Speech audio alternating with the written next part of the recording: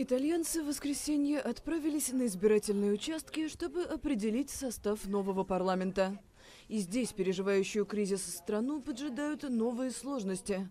Основные участники гонки заранее исключили возможность создания коалиционного правительства. Голосование может обеспечить триумфальное возвращение на политическую арену бывшего премьера, 81-летнего Сильвио Берлускони. Сам он не вправе занимать государственные посты из-за приговора по делу о налоговом мошенничестве. Тем не менее, политик контролирует блок правоцентристских и консервативных партий, который возглавляет его «Вперед, Италия». Альянсу прочат уверенную позицию в парламенте, но все же не большинство. Возвращение Берлускони приветствуют отнюдь не все.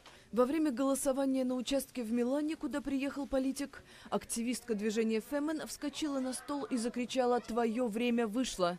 Немало людей в Италии разделяют такую точку зрения. Основной противник блока Берлускони – движение «Пять звезд». Оно было создано 9 лет назад комиком Беппе Грилло и выступает против истеблишмента.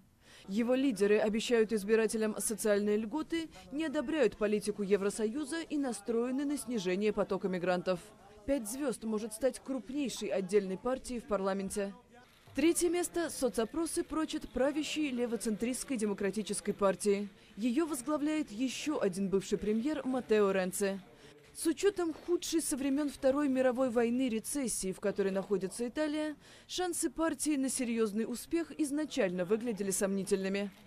Похоже, что ни одной политической силе не удастся набрать необходимого большинства и сформировать кабинет. Партии могут начать блокировать действия друг друга, а Италия, третья экономика Евросоюза, получит подвешенный парламент.